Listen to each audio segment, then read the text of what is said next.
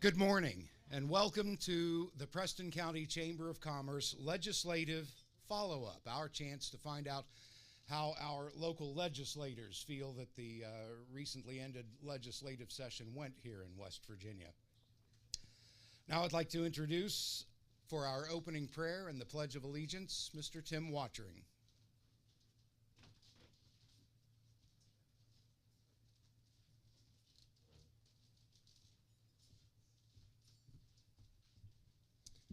Good morning. Let us begin by bowing our head in prayer. Our gracious Heavenly Father, Lord, it's with a humble heart that I bow before you this day. And first and foremost, as always, Lord, I just lift up all the honor and glory and praise that's due only to you. And we thank you for all the blessings that you pour out upon our lives each and every day, for your grace, your mercy, for an unfailing love that you continue to shower upon us. This day, Father, I ask a special blessing upon all of our legislators that are here, and especially lift up Dave and Terri as they have entered into their last year of serving in this capacity. And we just thank them for their continued dedication to our state and to this county, and just ask that your hand and your favor be upon them. I ask a special blessing upon Randy and Buck as they continue to serve in this capacity, and just pray, Lord, that you would just constantly lead, guide, and direct them. Give them the strength and the courage and the wisdom to continue to fight for the betterment of our state and of our county. And Father, we just always look to you and ask that you always lead, guide, and direct us in all that we do and all that we say, so that our life song will bring you glory in the highest. Father, I love you and I praise you with all that I am. In Jesus' name I pray. And amen. At this time, if you would, stand and join with me as we share in the pledge. I pledge allegiance to the flag of the United States of America, and to the republic for which it stands, one nation, under God, indivisible, with liberty and justice for all.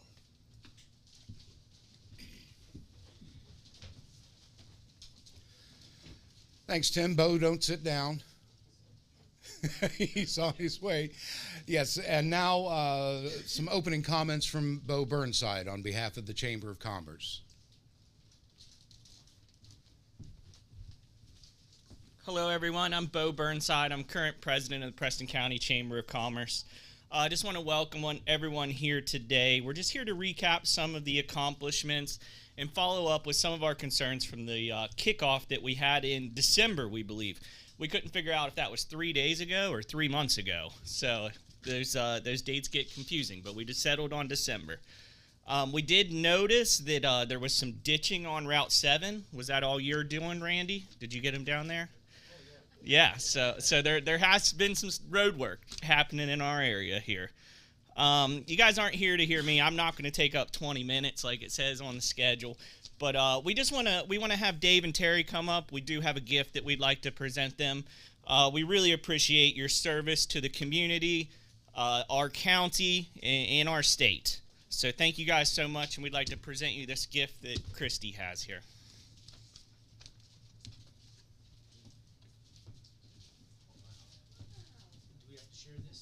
Yeah, we didn't figure you would want to.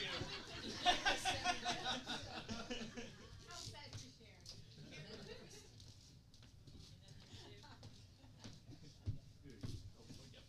Yep. Yep. Did I miss your photo up?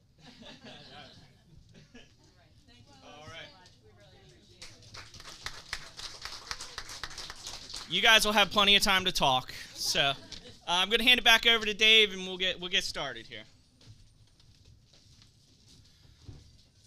And, of course, the entire reason we are here this morning is to hear from our legislators on how they feel that this recent legislative session went. And I'll ask Randy Smith not to take another bite of his breakfast because, ladies and gentlemen, I'd like to welcome Senator Randy Smith.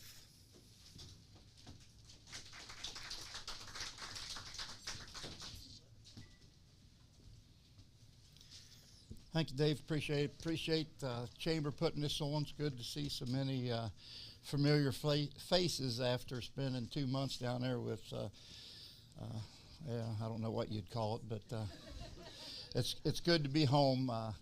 We're still trying to tell everybody it takes a while to decompress after you know, we start at our first meetings at 7:30 every morning on the Senate side. House most time gets sleep in a little longer, but we start at, we're usually at the Capitol somewhere around 7, and then Lord only knows what time we get out. You know, sometimes it's, Terri can tell you, Buck and Dave, sometimes, you know, I know a couple times last year it was 2 o'clock in the morning before we got home, and then back at 7 o'clock. So it's pretty demanding, and this session here overall didn't seem to be as hectic as some in the past has. Well, we didn't have we wasn't going right to work or a teacher strike or going through that. Different sessions like that are usually pretty challenging, but you know, not to say that there wasn't a lot of challenging things going on, but I would say that this year was for me was probably one of, if not the worst, but one of the worst sessions, and it was more on trying to kill bills than it was trying to pass bills. And you know, we passed a lot of good legislation. A lot of it didn't make it across the line the last night. The last night is tremendously hectic, trying to get both houses to agree on something that they've been working on for 2 months. And a lot of times, you know, the minority party, which I've been in the minority party too, kind of the only thing you have is to slow things down.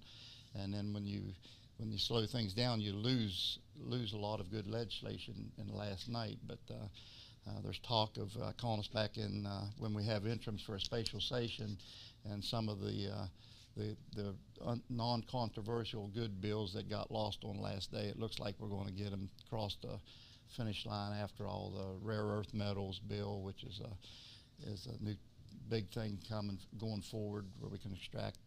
I'm the energy chairman, so I know more about the energy side than Dave. He's the expert on every side. So, but you know, the foster care bill, I think it'll be, you know, there's a lot of good bills that we just ran out of time on the last night before we could get them through. It looks like we're going to have a chance to get those through. I got a list of bills here. Here is a list of bills and resolutions that passed. It's 17 pages or 16 pages long. You can get on the website and get a lot of this.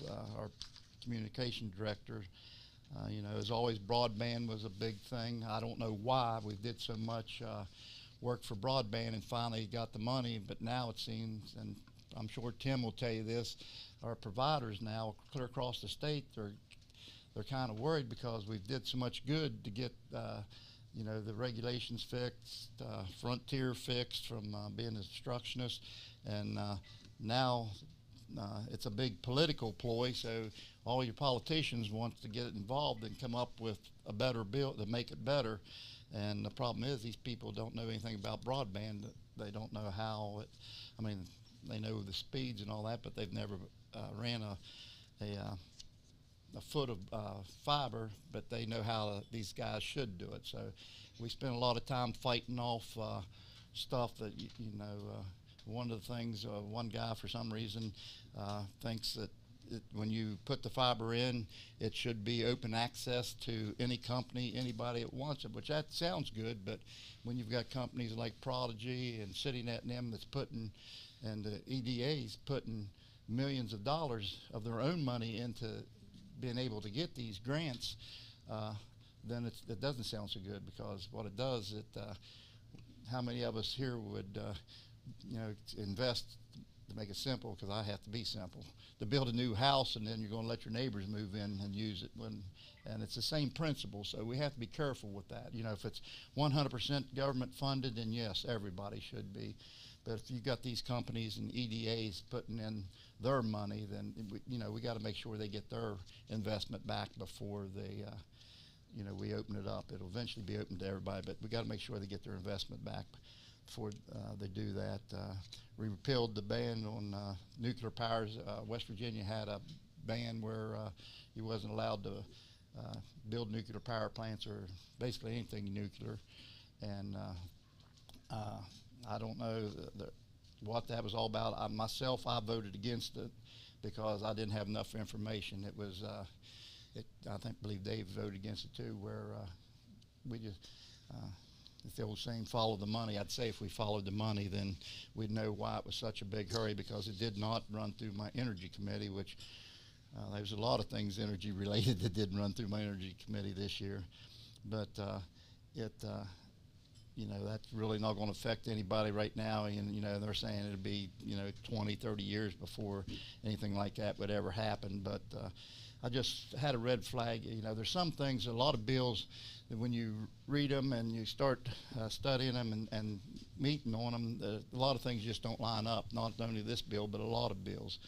And, you know, Joe Biden's new Secretary of Energy was in Morgantown for a meeting with Senator Manchin, and the Senate President and I went to it. It was an energy meeting along with a few other legislatures, and that was the whole meaning of the meeting. So me being kind of skeptic, I threw up a red flag why this all of a sudden was a top priority. But I won't spend any more time on that.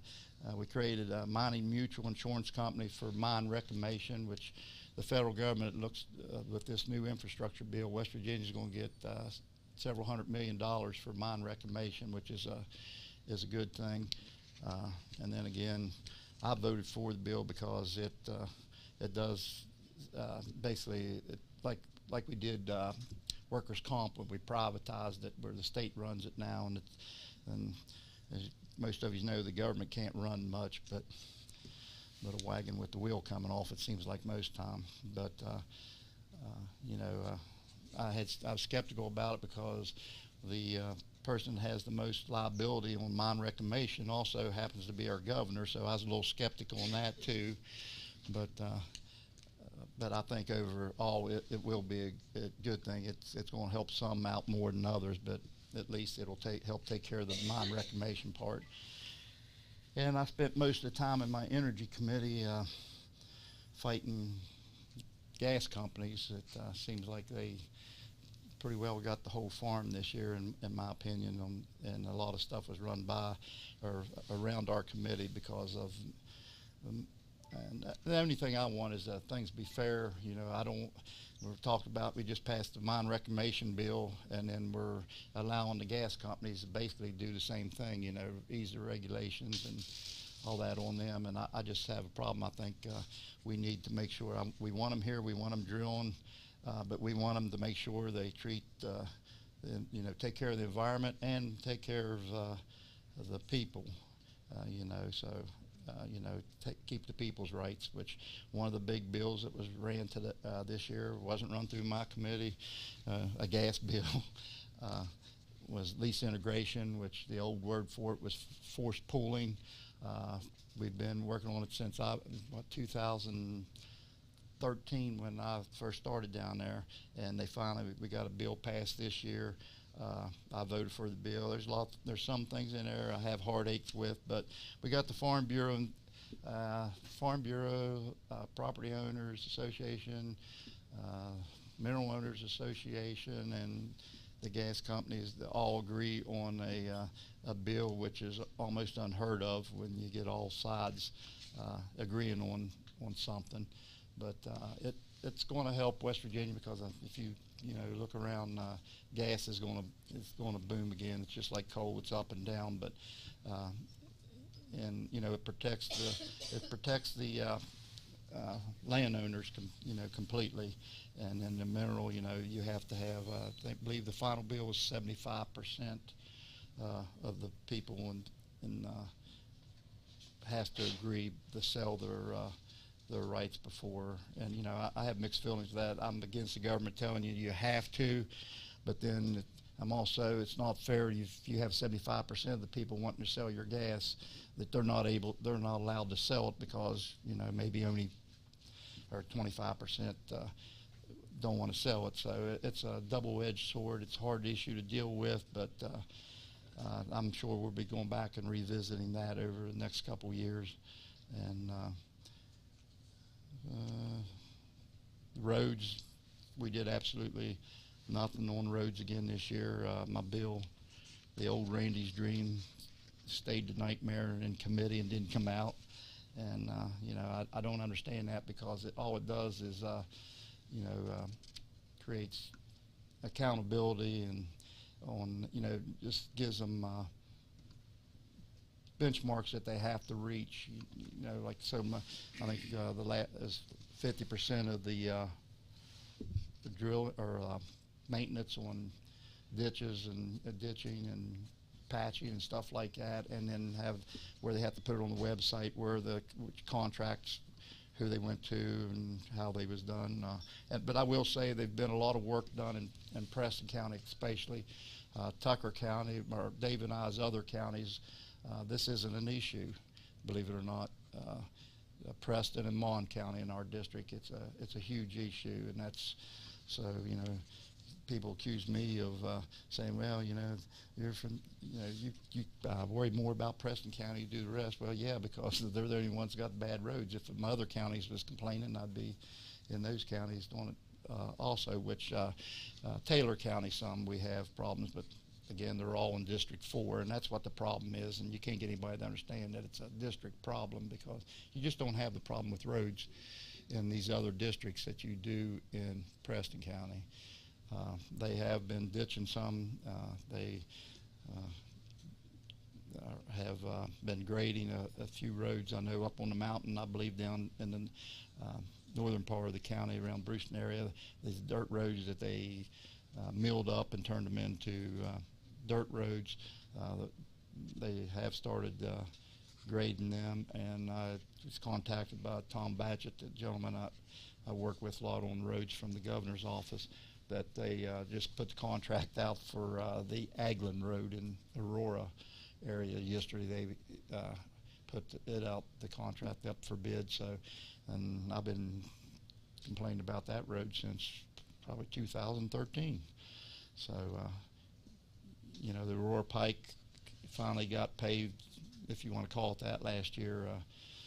They was back within less than 2 weeks, grinding up a part of it, repaving it, and but there is a lot of road work going on, a lot of ditching that we've never seen in the past. I still don't think it's enough, but it's a whole lot better than what we had before, and I didn't attack the governor near as much this year as I have in the past over roads. So, and Dave was really proud of me. That was my present to Dave for leaving, and I will say you've never seen a happier person in the down at the especially on the Senate side this year than Dave Sypolt. I'd never seen him one time he wasn't smiling. So, and I will tell you, I'm going to miss Dave tremendously. Dave, I don't think people in the county or even realize how the knowledge that he has and the knowledge we're going to lose in the legislature on Dave, because I can call Dave or shoot him a text any time of day, night, with a question, or someone asks me a question that I don't know, and I know, and Dave not only knows it, he can tell you when they passed it and who voted for it. And, I mean, he's just a wealth of information, and Preston County was fortunate to have him as their senator, and I'm telling you, nobody's going to miss Dave Sypolt in the legislature more than I will, because he knows the budget in and out. I hate to even think about going to town hall meetings now without Dave, because it's like I said, he doesn't have to, we don't have to look to answer up. Dave's got it in his database in his head, but Dave is going to be missed, and he's been a good senator. He's became a good friend, and we're office mates, and same way with Terri. I see her a lot. I'm going to miss Terri. I don't work with Terri near as much as I do Dave, but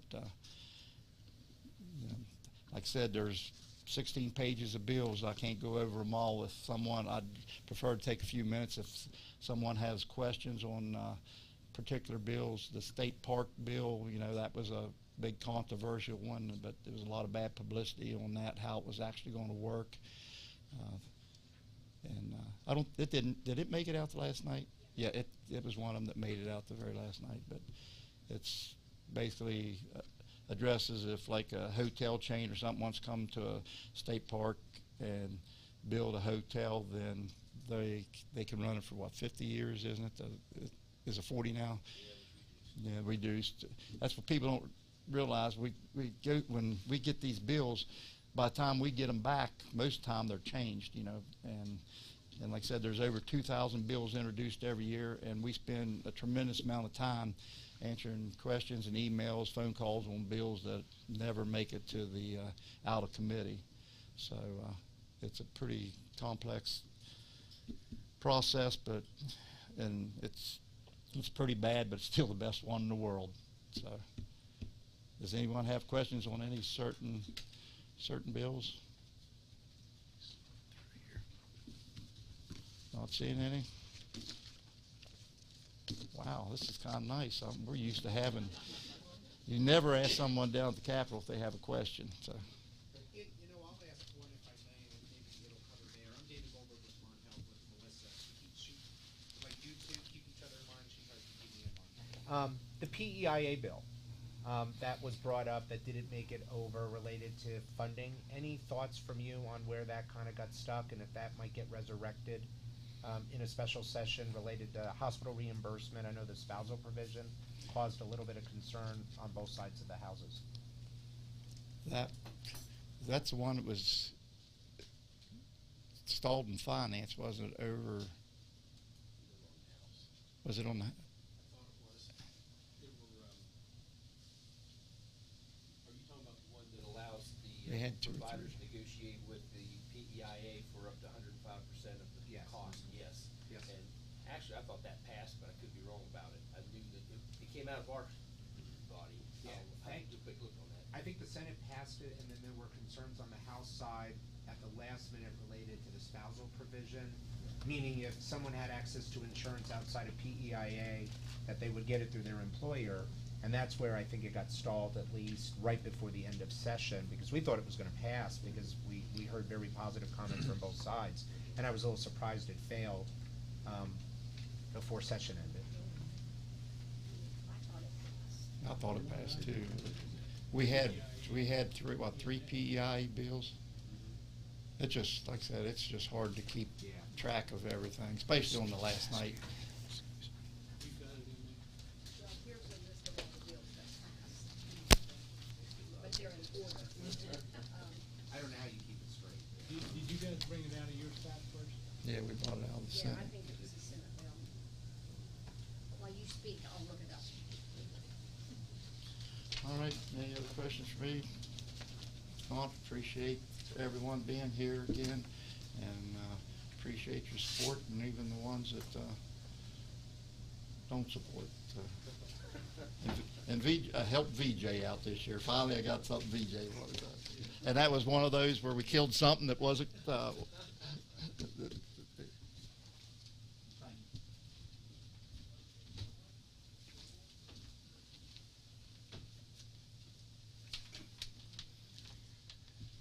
Thank you, Senator Smith. And now, as you know, Senator Dave Sypolt is giving up his chair, so to speak, in the Senate, but we would like to get some comments from Senator Sypolt.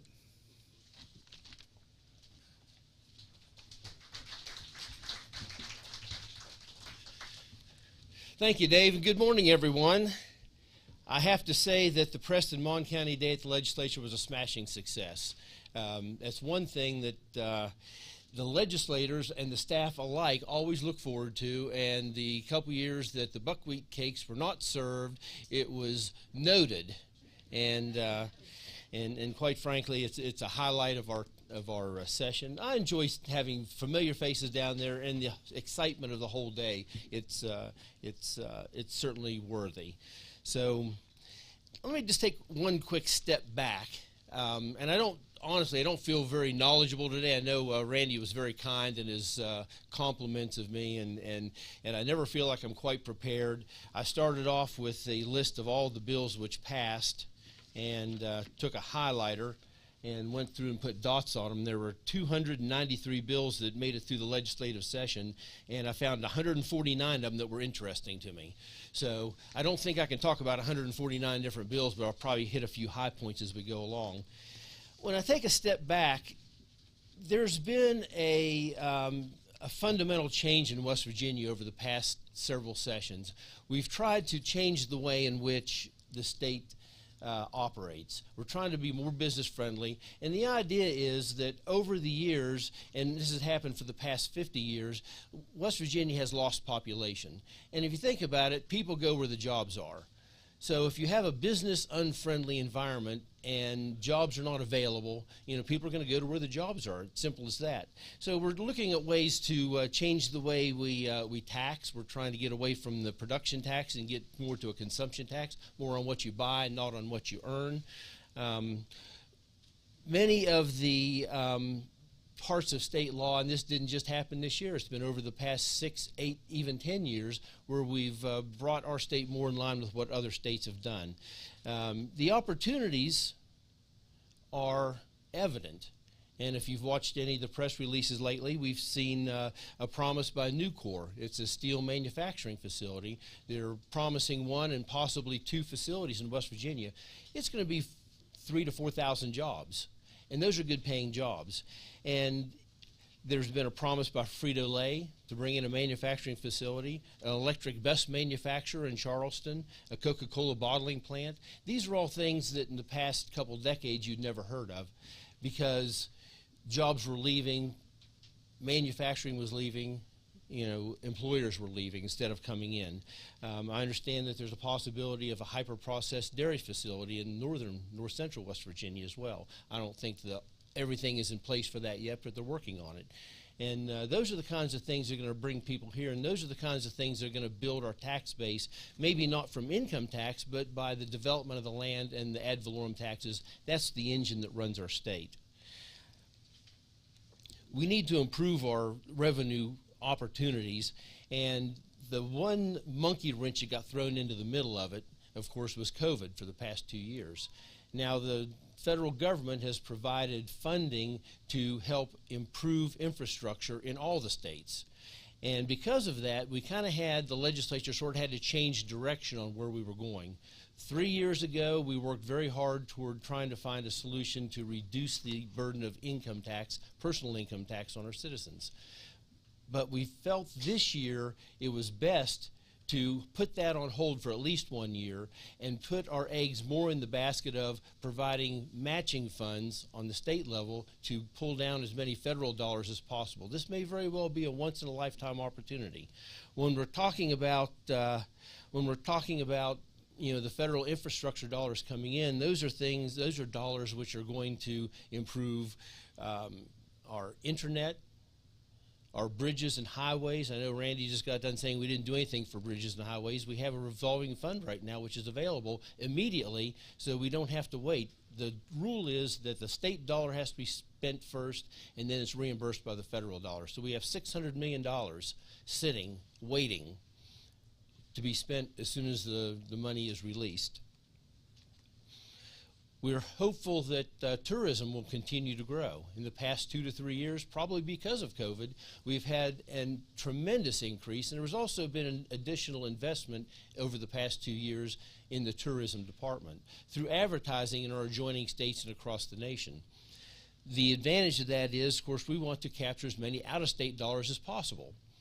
When those dollars come in, those are dollars which are kept in our state rather than taxing our own citizens, which depletes what's available for our own uses. So we've increased the funding for tourism one more time, mainly for the ability to reach out to other places of the country. We have passed a couple bills. One in particular, Randy brought up a minute ago, was the state park construction for recreational facilities.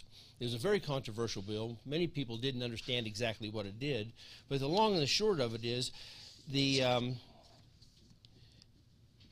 DNR already has the ability to bring in private dollars for public-private partnerships.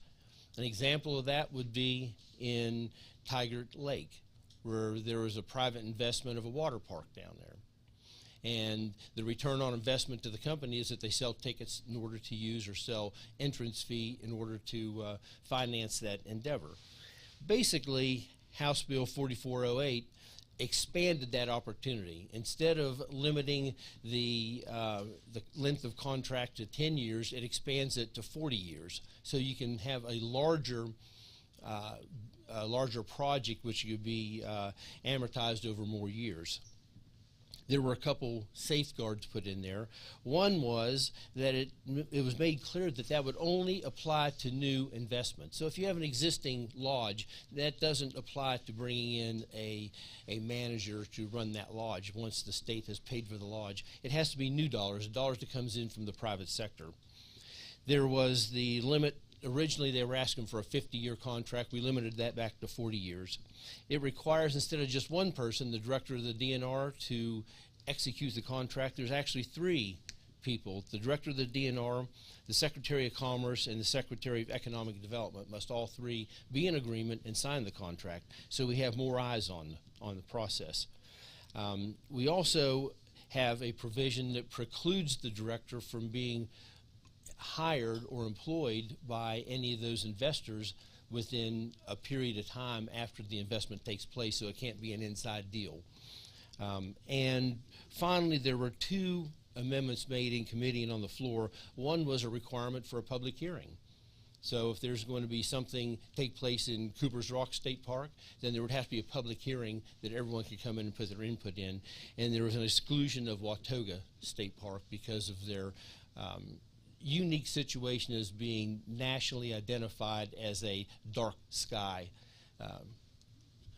park where people go and they observe celestial events. I would have to say, and I believe the opening remark that Senator Smith had was that he was pretty disappointed about the session. It wasn't a very controversial session, but there were a lot of controversial bills that didn't make it across the line. And being a conservative legislator, I'm quite disappointed in several of them. And I'm going to go down a list of about 6 or 7 here that didn't go across, even though we had a majority of Republicans in the legislature. There was a bill to restrict abortion to 15 weeks, which failed. There was a bill to prevent the sale of aborted baby parts, which failed. A reduction of income tax, that was House Bill 4007. It failed. Unfortunately, it didn't even get heard in committee on the Senate side. It was passed by the House. That would provide a 10% income tax reduction for all citizens. The reason from leadership, and although I only partly agree with them, is that we needed to hold off on that for now, and maybe in the near future we would take up the reduction of income tax. That's something we've worked on for about 4 years. The prevention of racism from being taught in the classroom, it failed. Considering natural immunity as vaccinated against COVID, just like other viruses, it failed. Providing unemployment insurance for those who were fired for not taking the vaccine, it failed. Eliminating the certificate of need or reducing to allow health care competition in certain circumstances, it failed. Campus carry failed. A prohibition on mask mandates, it failed.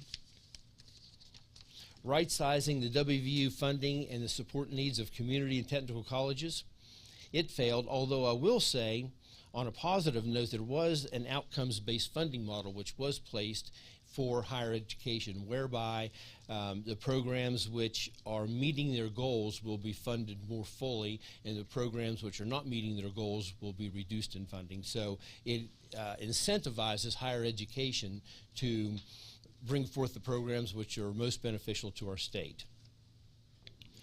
Talking about state revenue for a minute, as of March 1st of this year, our general revenue has exceeded the estimates by $600 million. That's a lot of money. We anticipate somewhere between $800 and $1 billion by the end of the fiscal year, which would be the 31st of June. Some of those reasons: personal income taxes up $166 million above estimate. Severance taxes are up $222 million above the estimate. Sales and service tax, $93 million above estimate. Lottery revenues are up $63 million above estimate. Road collections, unfortunately, are still below. We believe a lot of that has to do with the COVID crisis, which caused many people to work from home. And now I think there are more people. In fact, like my son, who's a programmer, he has an office in his house. He doesn't even have an office to go to. So there's more people working at home and less people traveling on the roads. $62 million short as of right now. It's probably going to have a greater deficit going forward. That's going to hurt us as far as having money available for road maintenance this summer. But with the matching dollars and the federal dollars, we should be able to address some of our most critical needs, mainly the bridges and some of the serious road problems. We supplemented the road fund with $150 million in 2020. The sad part of it was not all of it could even be spent. There was more money available than the highway department could even use because of the shortage of workers. We have many unfilled positions. Part of it was because of the workers not being able to work due to the COVID. They were working from home, or they weren't working at all, or they were off in quarantine. And the lack of available contractors. If anyone's tried to build anything out there, try to find a contractor to, build it for you. You're going to have a really hard time. Many of them are backed up years, if not several months. So the Senate budget for 2023, SB 250, has $19.6 billion in total appropriation. That'll begin in July 1.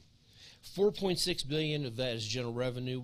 This is the fourth year in a row that we've had essentially a flat budget. There was a 5% raise for state workers, and that increased about $100 million over top of what we had last year. $4.5 billion was the last year's total appropriation for the general revenue. This year, 4.6. There was an additional $100 million in the governor's contingency fund, which is in the supplemental section in the back of the budget, that is earmarked specifically for federal funds so that they can act very quickly. If there's funding available, the governor can release that money and match and bring the dollars down. And there's also $600 million which went into a revolving fund for infrastructure upgrades. Right now, we're expecting about $1.2 billion to come from the feds to improve our infrastructure. That will be water and sewer, broadband, bridges, and highways. There was one line item veto that was for $264 million in the supplementary section. That would have corresponded to what a 10% reduction in the personal income tax. You probably heard the press release on that. The personal income tax 10% reduction, $264 million. The good news is our rainy day funds are 23% of the annual spend, and what that means is, because of the bill passed last year, we no longer have to put our surplus money into the rainy day fund because we're fully funded.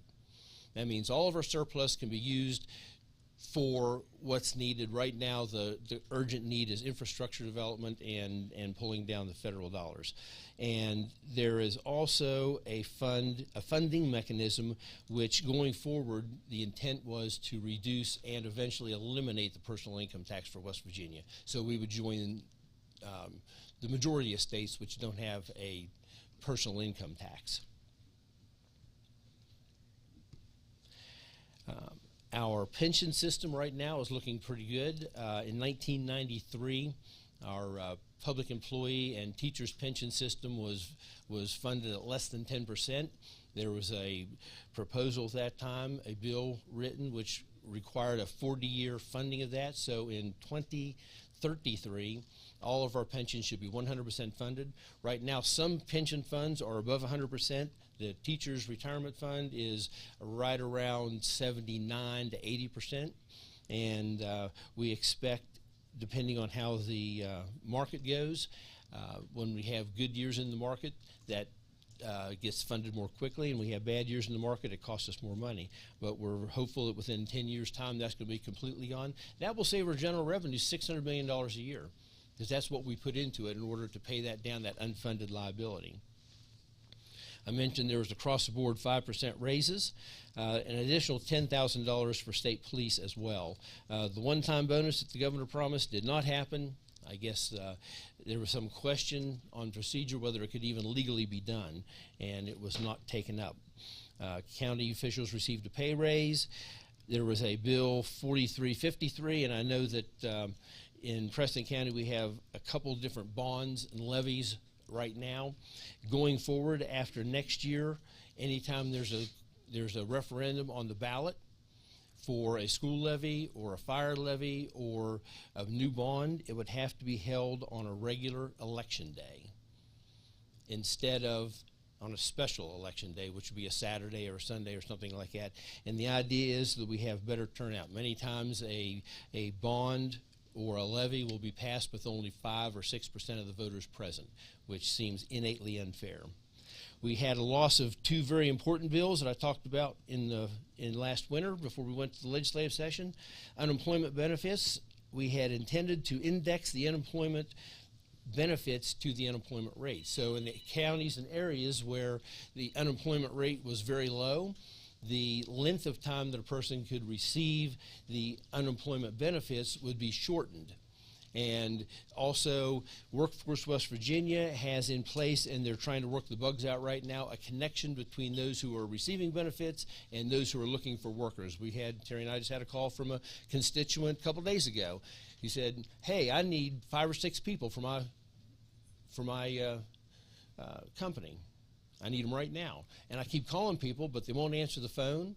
Or when they answer the phone and tell me they're going to come, they don't show up for work. I want to make sure that these people who really have no intention of working are not receiving the benefits still. So we're getting that loophole plugged up.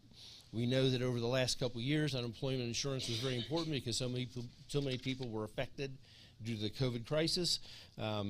There was some fraud that took place. We're trying to clean all that up now and plug all the loopholes and hopefully improve our workforce participation rate, which is sorely the worst in the nation and has been for decades. We lost a very important bill, Senate Bill 576, which stated that if a person did not take the COVID vaccine and they were released from work, that their employer would owe them unemployment benefits. Did not make it across the line.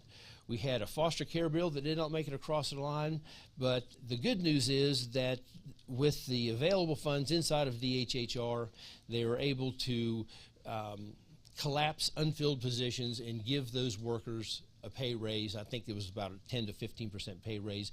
They were sorely underfunded, and the downside is that there was proposed to have a user interface or a portal stood up so that everyone could see the information or the statistics on foster care placement or foster children placement. That was nipped in the bud when it was discovered that over the last 4 years, $300 million has been put into programming this interactive relational database with very little to show for it. As a result of that, and we've talked about this for a decade, there was a bill which split Department of Health and Human Resources into 2 different parts. And the advantage of that is you might think, well, that's going to grow government. And I probably can't disagree with you on that, except to say what this really does is it divides the part of administration with a secretary over top of 2 different branches, and the 2 different branches are focused entirely on policy. So you don't have that mixing of the policy with the administration. So I think in the long run we're gonna break it down into smaller pieces, like the old adage goes, how do you eat an elephant 1 bite at a time? And we're going to try to break these down into parts which are a little easier to manage. I was promised in a hallway conversation with Secretary Crouch that transparency of data is not a problem. Any information I needed, he would provide. So I've reached out to several people who have been concerned about the foster care program and let them know that you tell me what you need and I will send that right to the Secretary and we will publish everything that we can possibly publish. We've had some modifications in telemedicine. Part of that was prompted by the whole idea that many of the rules for professions and occupations were suspended during the COVID crisis. So we thought if it was good for a state of emergency, it'd probably be good all the time, and we've codified many of those provisions. We did have a bill to save PEIA. I'm sorry that it didn't pass. I thought that it had. We spoke about that just earlier. The idea was to increase the payments to providers up to 105% of the Medicare rate. What many people don't understand is the PEIA, which is the Public Employees Insurance Agency, pays probably about 50 or 60% of cost. Oh, I'm seeing the thumb down. So it's 40 to 50% of cost. So in other words, every PEIA patient that's treated in a hospital, they lose half it costs them money to treat those. Probably the only reason the providers still accept PEI payments is the fact that there are so many patients out there. It's probably the leading insurance agency in the entire state.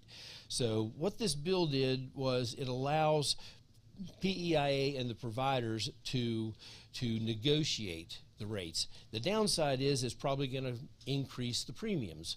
But the good news is that there's 2 years worth of surplus to cover that, so the legislature has 2 years, Randy Smith and Buck Jennings, to fix these problems.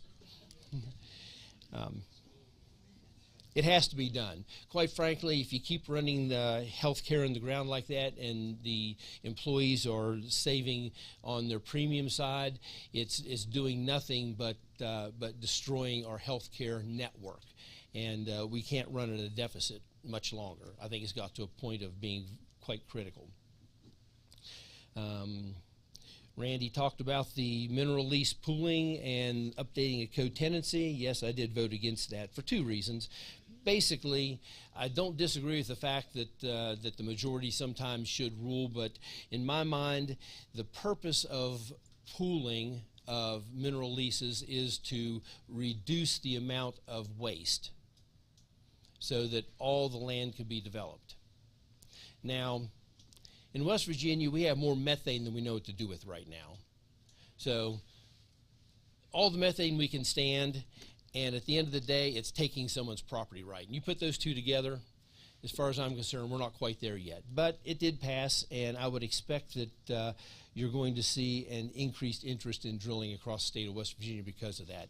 Many of the tracts which were previously unavailable will now be available, and I can only hope, and I've said this for at least a decade, I can only hope, instead of building pipelines to send that methane out of our state, that we provide manufacturing facilities or private investment will come in and manufacture that methane, and we can use it locally. You can make a whole host of products out of the methane. So if we could manufacture that here, that means more jobs. 5 things will be on your ballot this fall. I'll go over them very quickly. In 2021, we had 3 joint resolutions that passed. One, SJR 4, was the removal of the prohibition that churches may be incorporated.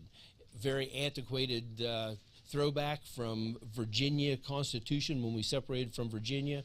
The state of Virginia has long since repealed that section. You'll have a chance to vote on that because it was a constitutional provision. The public has to vote on it, and if it's passed, if it's ratified, then the Constitution will be amended. That'll come out. In 2021, we had HJR 2 that provides for that the judiciary may not interfere with the legislature on matters of impeachment. You might remember when the entire Supreme Court was impeached about 3 years ago. And the reason it never completed was during the process, the Supreme Court, because there was the members of the Supreme Court, because they had a conflict of interest, appointed substitute justices who ruled that what we were doing was illegal. And it stopped the whole process. We appealed it. Of course, we had to appeal it to the state Supreme Court. U.S. Supreme Court wouldn't touch it because it was state issue. And so this would just clarify that when it deals with impeachment, the judiciary has no place in the legislature. They can't rule on it. They can't stop it. In 2021, we had HJR 3, provides for the elimination of personal property tax on inventory used for business, equipment used for business, and motor vehicles. That's the big one. That's the one that all the counties are worried about. The legislature has promised that should that pass and the Constitution be amended so that a bill may modify what the tax rate is for inventory, equipment, and motor vehicles, that we will make the counties whole. Another reason to run flat budgets and provide surpluses, because those surpluses could be used going forward as a guaranteed replacement, whereby the counties are not run short. I know there's a lot of folks that are very concerned about that. They don't think we tell the truth. They think we're a bunch of liars, but I think that I think we have the opportunity here to do some good. It's been said that the tax on inventory and equipment for businesses is one of the biggest job-killing provisions in the state of West Virginia. We're one of the few states, there's only, I think, 2 others that even tax those at all, and not at the same rate we do. Think about it in terms of your motor vehicle, your car. You pay a tax on it every year.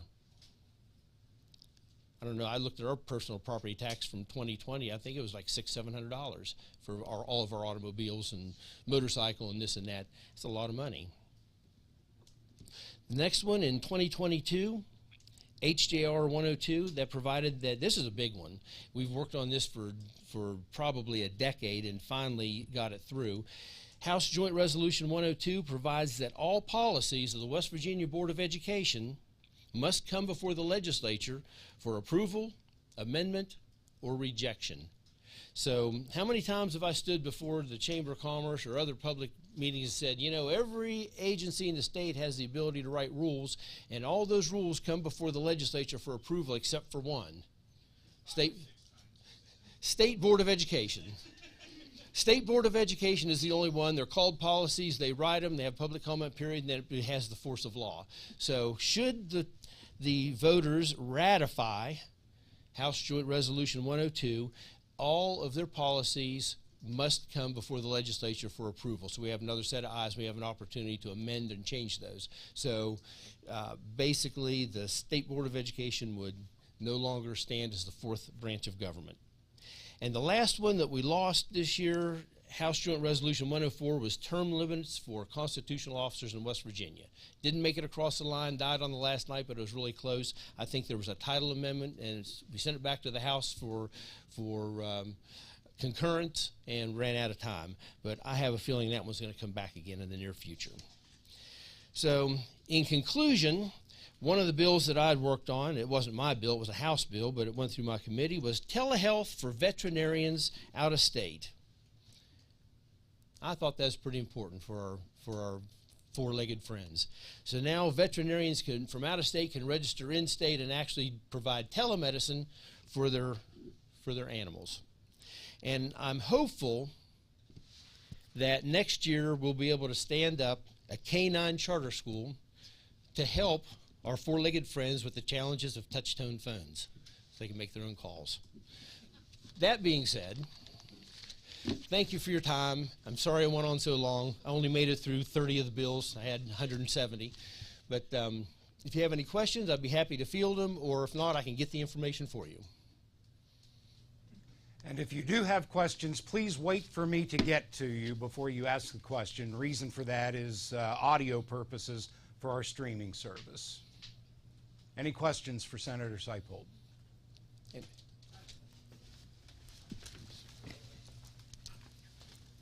I don't know the best route to get there. Sorry, I sat all the way in the back. Yes, sir. Well, this regards the forced pooling bill. Yes. So I'm trying to understand how it works. If I had a parcel that was 25 acres and my neighbor had a 76-acre parcel, does that come into account that if they wanted to license or lease their mineral rights, then mine would get included in that, or is it more fractional ownership of an individual parcel? Well, you're talking about two different issues. When you have fractional ownership of an individual parcel, that's called co-tenancy. And co-tenancy has been on the books for at least 2 years, maybe 3 years now. There was an amendment to the co-tenancy bill whereby previously there had to be at least 7 mineral owners in order to invoke co-tenancy and let the majority of the owners dictate the minority's sale. The pooling bill or lease integration is based on individual parcels which are owned by different people. And basically, if there is 75% ownership and agreement with selling of the lease, then they can coerce the other 25% to sell also. And there are safety provisions in there whereby the minority leaseholder or the minority mineral owner would have preferential treatment as far as the royalty payments, royalty rates.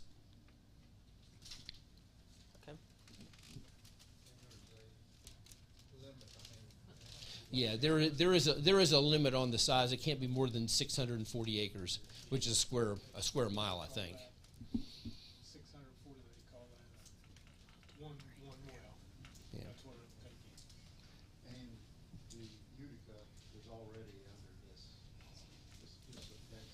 I don't know how far you want to dive on this thing. I actually know quite a bit about it.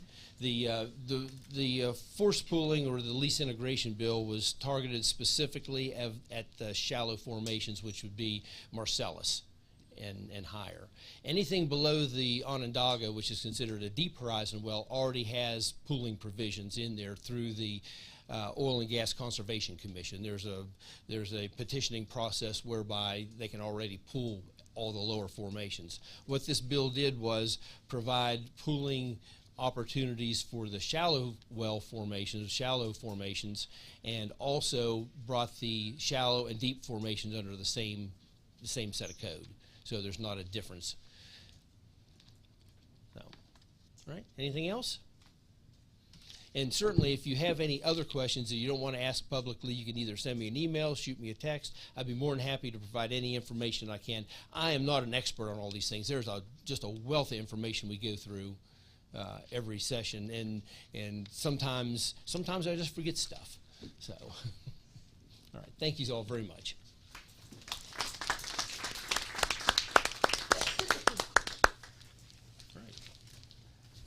Thank you, Senator Sypolt. You are done. No. At this point, we'd like to take a short break to allow you to refill coffee cups or get rid of coffee if need be. So help yourselves to the goodies up front. What's worse than the roads around here? The answer is our internet. It's slow or worse, but you keep paying and hoping for better. Well, better is here. Smoother and faster than a new highway. It's fiber optic cable. The cutting-edge technology comes from Prodigy, and that's a Preston County company.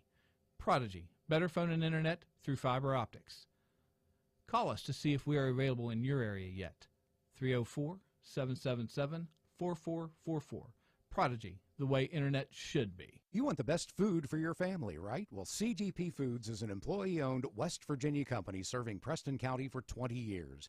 Reedsville Shop and Save Express, Terri Shop and Save Express, and Kingwood Save A Lot all offer fresh-cut daily meat, full-service slice-to-order deli items, and fresh fruits and vegetables in our produce departments. Plus, weekly specials help stretch your family's food dollar. And during these trying times, we're doing everything possible to keep our customers and employees safe. CGP Foods, the best for your family. The Transitional Care Program at Preston Memorial Hospital is an alternative for acute patients who need a little extra help before returning home. Services include physical, occupational, and speech therapy, patient and family education, personal care assistance, individualized care plans with daily activities, and 24-hour nursing care. Our team works to ensure a smooth return to independent living. For more information on the Transitional Care Program at Preston Memorial Hospital, visit us online or call 304-791-3733. What's worse than the roads around here? The answer is our internet. It's slow or worse, but you keep paying and hoping for better. Well, better is here. Smoother and faster than a new highway. It's fiber optic cable. The cutting-edge technology comes from Prodigy, and that's a Preston County company. Prodigy, better phone and internet through fiber optics. Call us to see if we are available in your area yet. 304-777-4444. Prodigy, the way internet should be. You want the best food for your family, right? Well, CGP Foods is an employee-owned West Virginia company serving Preston County for 20 years. Reedsville Shop and Save Express, Terri Shop and Save Express, and Kingwood Save A Lot all offer fresh-cut daily meat, full-service slice-to-order deli items, and fresh fruits and vegetables in our produce departments. Plus, weekly specials help stretch your family's food dollar. And during these trying times, we're doing everything possible to keep our customers and employees safe.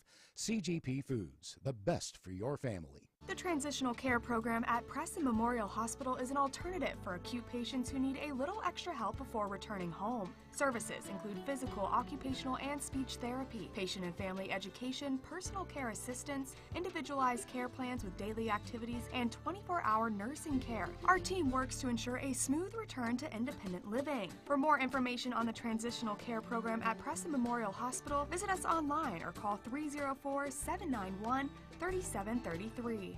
What's worse than the roads around here? The answer is our internet. It's slow or worse, but you keep paying and hoping for better. Well, better is here. Smoother and faster than a new highway. It's fiber optic cable. The cutting-edge technology comes from Prodigy, and that's a Preston County company. Prodigy, better phone and internet through fiber optics. Call us to see if we are available in your area yet. 304-777-4444. Prodigy, the way internet should be. You want the best food for your family, right? Well, CGP Foods is an employee-owned West Virginia company serving Preston County for 20 years. Reedsville Shop and Save Express, Terri Shop and Save Express, and Kingwood Save a Lot all offer fresh-cut daily meat, full-service slice-to-order deli items, and fresh fruits and vegetables in our produce departments. Plus, weekly specials help stretch your family's food dollar. And during these trying times, we're doing everything possible to keep our customers and employees safe. CGP Foods, the best for your family. The Transitional Care Program at Preston Memorial Hospital is an alternative for acute patients who need a little extra help before returning home. Services include physical, occupational, and speech therapy, patient and family education, personal care assistance, individualized care plans with daily activities, and 24-hour nursing care. Our team works to ensure a smooth return to independent living. For more information on the Transitional Care Program at Preston Memorial Hospital, visit us online or call 304-791-3733. What's worse than the roads around here? The answer is our internet. It's slow or worse, but you keep paying and hoping for better. Well, better is here, smoother and faster than a new highway. It's fiber optic cable. The cutting-edge technology comes from Prodigy, and that's a Preston County company. Prodigy, better phone and internet through fiber optics. Call us to see if we are available in your area yet. 304-777-4444. Prodigy, the way internet should be. You want the best food for your family, right? Well, CGP Foods is an employee-owned West Virginia company serving Preston County for 20 years. Reedsville Shop and Save Express, Terri Shop and Save Express, and Kingwood Save a Lot all offer fresh-cut daily meat, full-service slice-to-order deli items, and fresh fruits and vegetables in our produce departments. Plus, weekly specials help stretch your family's food dollar. And during these trying times, we're doing everything possible to keep our customers and employees safe. CGP Foods, the best for your family. The Transitional Care Program at Preston Memorial Hospital is an alternative for acute patients who need a little extra help before returning home. Services include physical, occupational, and speech therapy, patient and family education, personal care assistance, individualized care plans with daily activities, and 24-hour nursing care. Our team works to ensure a smooth return to independent living. For more information on the Transitional Care Program at Preston Memorial Hospital, visit us online or call 304-791-3733. Looking for an honest, trustworthy garage to take care of your vehicle's needs? Look no further than Pineview Quick Lube on Route 7 in Masontown. We offer easy, quick in and out oil changes featuring nationally recognized brands like Anzel, Pennzoil, and Mobil 1. We also sell brand name tires at a very competitive price. We specialize in brakes, tune-ups, suspension, and more. Make the quick, easy choice. Take your car to Pineview Quick Lube. You'll wonder why you didn't do it sooner. Let people know about your business or organization. Affordable Signs Unlimited can help with signs, banners, decals, magnets, and more. Show your team pride with screen-printed or embroidered apparel, now offering online ordering at AffordableSignsUnlimited.com. Political candidates, Affordable Signs can customize your yard signs and promotional items. Call 304-864-2811 and like us on Facebook. Open Monday through Friday, 9 to 5, and soon to be expanding to serve you better. Affordable Signs Unlimited. We are a sign of your success. For more than 125 years, Clear Mountain Bank has been assisting customers with all their banking needs while helping our communities thrive and overcome new challenges. In recent months, we have continued that same commitment, volunteering in our communities through our Clear Mountain Cares program, helping businesses through our COVID relief efforts, and supporting locally owned restaurants with our Takeout Tuesday initiative. Because at Clear Mountain Bank, it's about more than just banking. It's about being in this together. If you haven't had a chance to try the West Virginia-made Almost Heaven collection, now is the perfect time. These mattresses are double-sided and flippable. Yesterday's quality meets today's technology. Introducing our new Shop at Home Comfort Select experience. Visit our website, fill out the comfort questionnaire, or call us, and based on your information, we will help you select a set that is just right for you, delivered sanitarily and safely to your home. So stop in or order online. Your satisfaction is always guaranteed. Mattress shopping made easy. No hassles, no pressure. That's the Delano's difference. Highland Pharmacy in Brewston Mills can take care of your whole family with over-the-counter medications, and they can easily transfer your prescriptions from your current pharmacy. Highland Pharmacy is open 9 to 7 on Mondays, 9 to 6 Tuesday through Friday, and 9 to 1 on Saturdays. Call 304-379-6919 for Highland Pharmacy on Main Street in Brewston Mills. Highland Pharmacy, looking forward to serving you. Hey Dan, didn't you tell me you needed some car repairs? Well, take it to Woodhead's Truck Repair at 812 A Road in Arthurdale. See Woody, Holly, and of course Tammy for all your vehicle needs. They are now offering tires and wheels for passenger and light truck, motorcycles, as well as commercial vehicles, West Virginia state inspections, maintenance, repairs, and light-duty mechanic work. Affordable prices. Call Woodhead's Truck Repair today, 304-980-2216. Preston Family Pharmacy is everything you expect from a friendly neighborhood pharmacy, and then some. A convenient drive-through, flavorings for children's medication, even medications for your pets. Preston Family Pharmacy is open 9 to 7 Monday through Friday, 9 to 3 on Saturdays, and 9 to 1 on Sundays. Call 304-329-6979, and you'll see the difference at Preston Family Pharmacy, right across from Walmart, Kingwood. Preston Family Pharmacy, let us be your pharmacy. Have you noticed the little aches and pains since this whole thing started? Maybe your clothes are getting a little tighter. Well, take back your life with physical fitness, and I Am Fit in the Kingwood Plaza can help. With a clean, friendly, and healthy atmosphere, I Am Fit features state-of-the-art fitness equipment, cardio, and select drive weight machines. There's even a yoga studio, sports turf room, and a dedicated free weight area. But that's just the beginning. I Am Fit has certified personal trainers and nutritionists on staff with no-charge training and nutrition plans included in your membership. Student athletes can benefit from the Student Plyometric Program and sports-specific strength training at I Am Fit. Certified strength coaches can help you become faster, stronger, and more agile. So whether you want to become stronger, lose some weight, or just tone up, it's never too late to start a physical fitness lifestyle. I Am Fit in the Kingwood Plaza. You are worth it. What's work?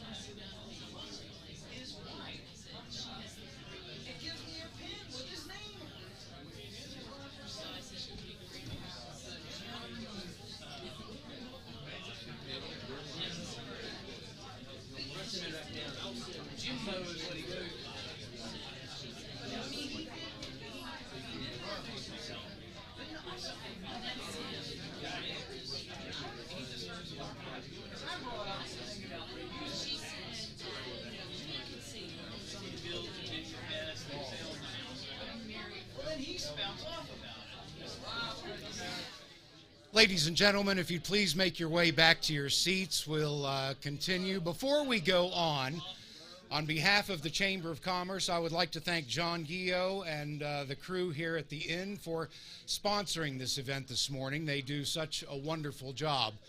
And Jean, wherever you are, thank you. I see him pop in and out. There he is.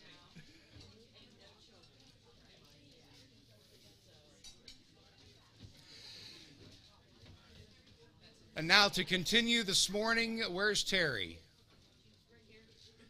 There's Terri. I'd like to introduce to you Delegate Terri Sypolt.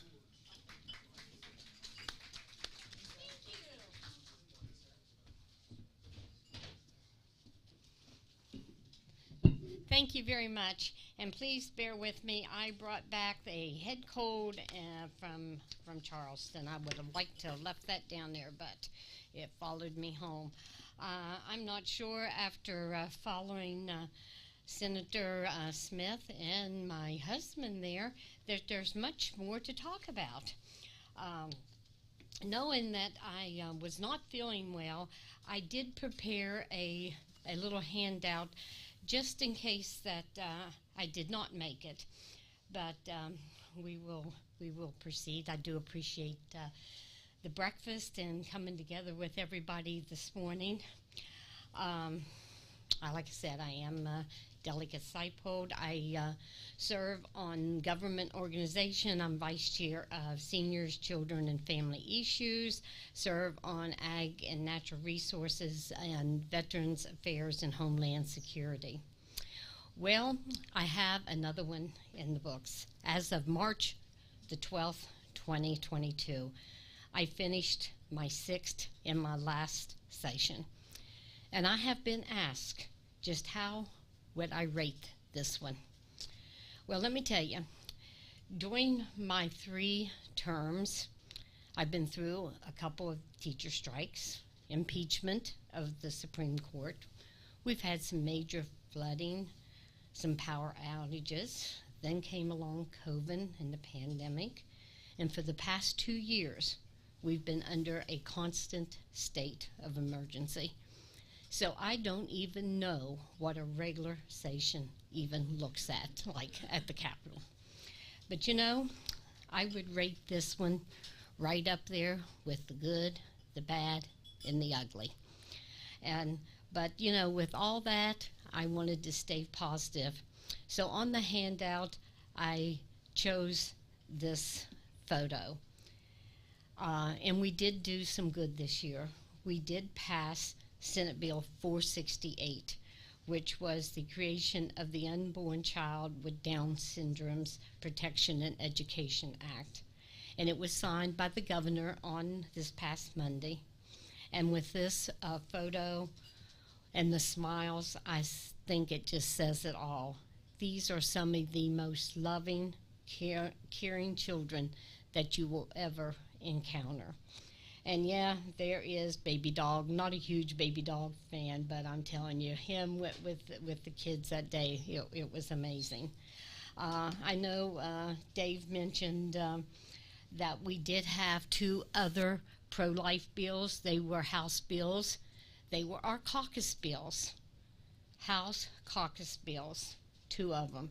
They were the 15-week abortion bill and the sale of fetal body parts, and neither one of them made it through the process.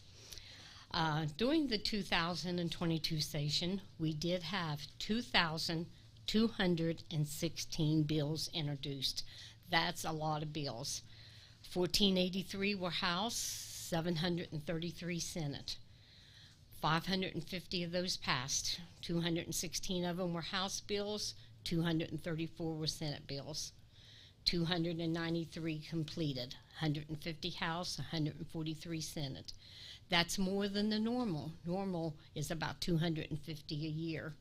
And as David said, at the strike of midnight, we left 24 good bills on the table. In the handout, I wanted to let you know there is that website, and there is the site there. And if you just click on that and go to bill status, you can look all those bills up. You can search by subject matter, title, bill number, who sponsored them, exactly what happened, where they lived, where they died, where the amendments got put in, who made the amendments, who sponsored them. There's just a wealth of information on this site.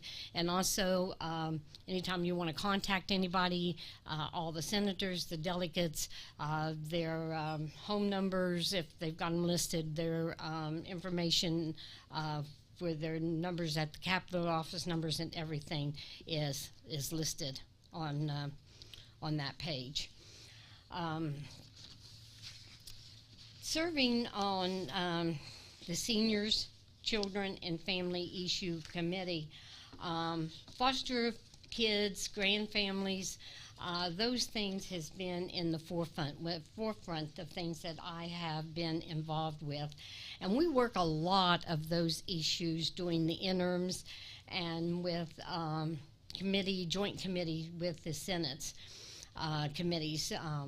And we have a lot of testimonies from families that comes in, and that's the time that we question a lot of the department heads and with the agencies. Now, the Senate only has an interim committee when it comes to seniors, families, and family affairs. So a lot of our legislation actually runs through the health committee when it comes through during the regular session, especially if it deals with the DHHR. And we have really, really improved our foster care program. And it needed a lot of improvement. It was about in the same condition as our Preston County roads. And even with all the improvement, just like our roads, it still needs much, much more improvement. And here we go with some of the bad and the ugly. House Bill 4344 was one of those bills that got left on the table at midnight. But out of the good, we are going to increase the CPS workers' pay rate. We're doing some collapsing with some of the vacancies that's in that agency and increasing the number of CPS workers, and hopefully we can get some of the help that we need for those kids. And then out of nowhere, had not been planned, wasn't a caucus bill, came House Bill 4020, and David mentioned this, that we're going to reorganize the DHHR. And again, I'm like David, not big on increasing the size of government. However, again, I believe that the DHHR is so big, and a lot of others did too, and there's so mismanagement there and so much waste that we can hire the second secretary, reorganize, and maybe actually save money, and if it not, at least we can improve and have more production. I believe that this may be one of the most productive things that we did all session, and it may have a long-lasting positive effect on West Virginia, and I pray that the governor signs this bill. Another committee that I serve on is government organization, and we spend a tremendous amount of time going over and hearing from agencies on bills that went through the rulemaking process. And the goal is to do a lot of cleanup work and to make the rules and regulations more favorable for attracting new businesses and maintaining the old ones while keeping the safety of West Virginians a top priority. You know, it's really time that we do house cleaning of the state code and our rules and regulations, and maybe it's quit time adding all new and more bills and just weed out some of the old and obsolete. I believe this committee does a lot of work, and it does not get the recognition that it deserves for the hard work and time and effort that it does on this cleanup work that it does. Serving on the Veterans Affairs Committee, I was honored this year to have the family of William Farkas, the cadet that graduated from the Challenge Academy, the cadet here from Tunnelton, that was accepted into West Point as guest for the day, and they also joined me on the floor during the State of the State, and the governor recognized them. Also serving on that committee, Delegate Jennings and I presented a citation in honor of the service that Private First Class Zach Riffle. We presented that to his family and also to the 2 Marines that were entrusted to escort Zach home. Also, Delegate Jennings and I, serving on that committee, let it known to American Airlines that West Virginia was very disappointed and very dissatisfied with this West Virginia veterans return home. And also talking about serving on this committee, it has come to our attention that we have West Virginians, veterans, that's being sent out of state, that they're being housed in nursing homes out of state, being denied access to West Virginia nursing homes. And these nursing homes is under contract with our Veterans Administrations. And they're being denied because of the conditions they're in or the conditions they may end up being in the future. This is something that I have started working with our committee and with the administration, and also with our federal representations or representatives. However, it's something that I'll continue to work with our officials even when I leave office, because I don't believe that we should have families that's driving 6 hours to visit a family member, a veteran, in a nursing home in another state. I don't believe that's any way that we should be treating our veterans, because they need to be having family and friends to be able to visit them more often. And I believe that is one bill that maybe Senator Sypolt did not mention that we did get passed, is about visitation.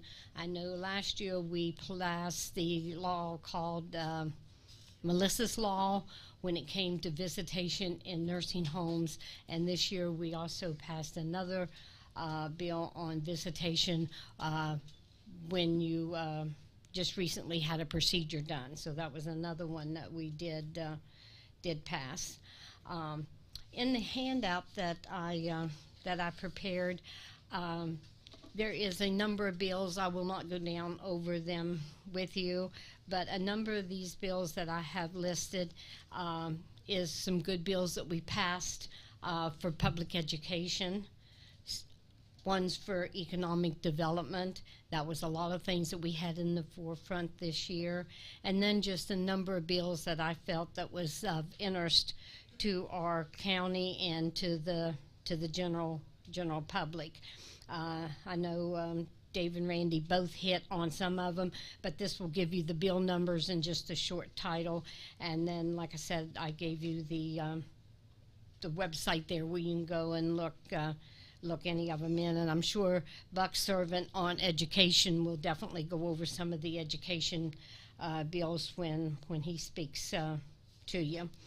One thing that I wanted to mention, I was on a Zoom meeting yesterday, and also on that Zoom meeting was Mike Queen from the Secretary of State's office. And he just happened to mention that he was on the Zoom meeting and he was at the new location from the Secretary of State's office, which was in Clarksburg. And I wanted to bring that up. Excuse me, like I said, you could just bear with me with the head cold and stuff here. But he was at the new location in Clarksburg and mentioned that he wanted to thank the West Virginia Legislature because of the funding that we had provided to help them modernize the technology in the Secretary of State's office, that now what used to take 2 weeks to open up a new business in West Virginia can now take less than 2 hours, and that they have a business hub located in Clarksburg, and he wanted to welcome Preston County businesses to come and join and visit them at any time. And I know that we do get calls different times about businesses and opening up and what they can do and where they can go and information that they need. So I included that in the handout. And he also mentioned that he would like to come up and speak with the chamber sometime and give them information on their new office and about what they can provide, and how easy it is now to open a new business. So I told him I would pass that on here at the meeting this morning. And also another thing that I wanted to pass on this morning was that we did get a call yesterday from a business owner looking for employees, and was very upset when he says, hey, you know, I call and they will not return my call. And when I do call and talk to them and open a job, offer them the job, they don't show up. So why should they continue to draw their unemployment? And we made a phone call to the workforce, and within 2 hours, the gentleman called back and said, workforce actually called me back, told me some things that I needed to do on my end, and he indicated that there is this spot that he can report, hey, I have called these individuals and they have not returned my phone call within 48 hours. And therefore, those individuals to be able to continue drawing their unemployment has to contact workforce. So they can just not ignore, you know, the phone calls when they are being called to, if they get a contact, they at least have to reply and see if they're eligible, if they fit the job description. So they're, you know, we are getting that loop, you know, filled in. So if you do have concerns with, you know, hiring individuals and with the system, you know, please give us a call, because we are trying to get people back into the workforce. And also, I asked him about the Jump Start program and, you know, how was that working, if they had any numbers on it. And he relayed that, yes, you know, that they had numbers, and he sent us some information that as March the 22nd, they had 12,368 that had completed the forms. They had 10,633 that were eligible, that had got back into the workforce and was going to be eligible to receive the $1,500 that had been provided to try to get people back in off of the unemployment and back into the workforce. So hopefully the Jump Start program is going to get some of those people off of unemployment and back into the workforce.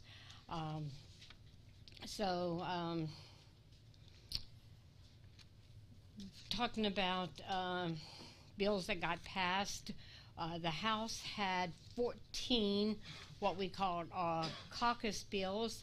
I think we managed to get 6 of those across the finish line. Half of them we did not even make it out of committee and out of the House side. The others we managed to get across and then did not get them finished on the Senate side. So really was not as productive as what we would have liked. But you know, overall, I always like to be positive, and each year we do pass a lot of legislation. Each year, I believe, you know, we do make West Virginia a better place to live, work, and raise a family.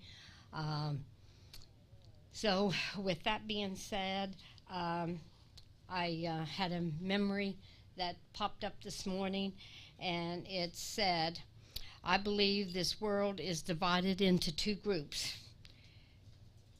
People who do things and people who take the credit. And after 6 years in the legislature, I believe it to be true. Thank you very much. Any questions? Any questions for Delegate Sypolt?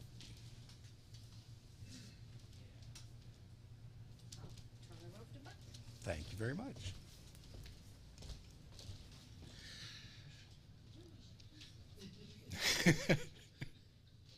Now you two settle down. I know you're retiring, but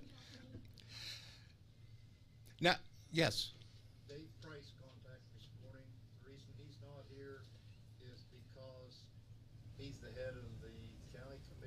association or the head of the board or whatever, and their lady is going to work for Shelley Capito, so they're interviewing candidates for that position this morning. He has to be there for the interview. He serves on the County Commissioner Association. Okay.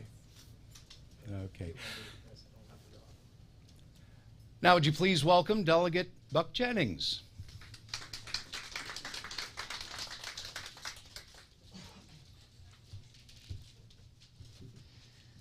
Well, I want to thank you for inviting us here to let us explain to you a little bit about what goes on. You know, as I went down to Charleston in the very beginning, I had this big pumped up chest and I was going to tear up the world down there. And I was going to do this and I was going to do that. First thing you learn, well, first year you're not going to do anything. You better learn how to work with people and get it built up if you want to get anything whatsoever done. So I've learned that, and I want to tell you about our founding fathers. I cannot believe how brilliant they set this government up. If they hadn't have set it up so brilliantly, we would change things this year, next year we'd change them back, next year we'd change them back. But as you can see, things we want to get through, it takes years. Dave talked about a bill he was trying to get through for, what was it, 10 years? And finally gets it through. That's how it should be. That way you can depend on it, that way you can change it, you can tweak it, and get it to a point where it's really worth waiting on, and it does some value when it gets out. Some of the things every year, you know, we're from Preston County. What's one of the things that always comes up? It's called Hopemont. This year they brought out a bill that we got 4 state hospitals that every year they want to close. This year they only wanted to close 3, and they was going to leave Hopemont alone. But that's because me and Terri are in the right committees. They knew that it wasn't going to get out of the House if they put Hopemont in it. Of course, we're not going to vote, to close anybody else's hospitals because we feel there's some things the state is responsible for. And a lot of the patients at Hopemont, other nursing homes won't take. And so we've got to keep these state hospitals alive. We've got to keep them. And now that the DHHR is going to split, and one's going to be in charge of medical and one's going to be in charge of, we call it? Human resources. I think we've got a chance to where we can really start working on our state hospitals and getting them to a point where we don't have to worry about this each year. We don't have to hire contract nurses. We can have full-time nurses and people there.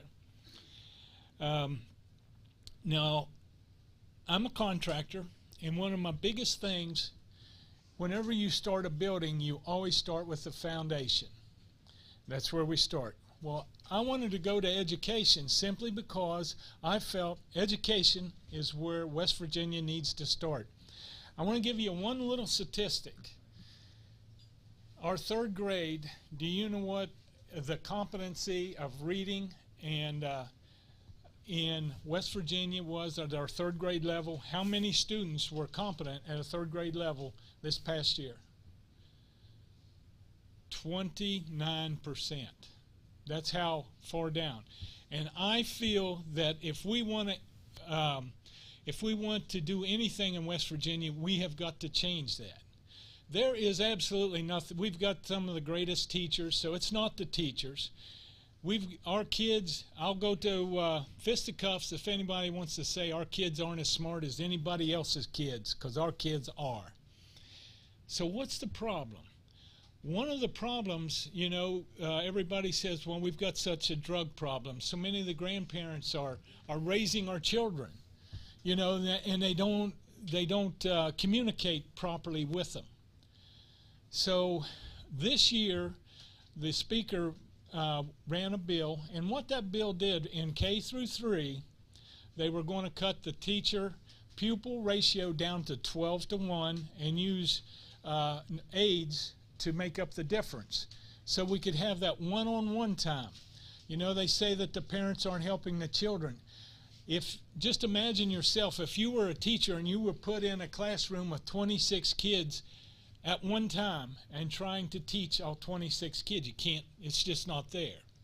And this was one of my pet peeves. I've been trying to get this pupil-teacher ratio down for ever since I've been there. I thought we had a chance this year because the speaker brought it out, but it didn't make it through. But that's what I say, it takes years to get these through. I think next year we have a good chance. One of my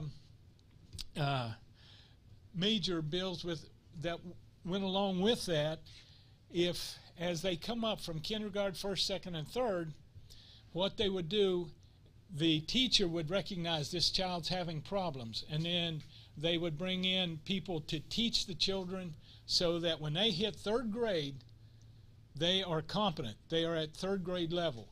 Most everything is wrote from 5th to 8th grade level.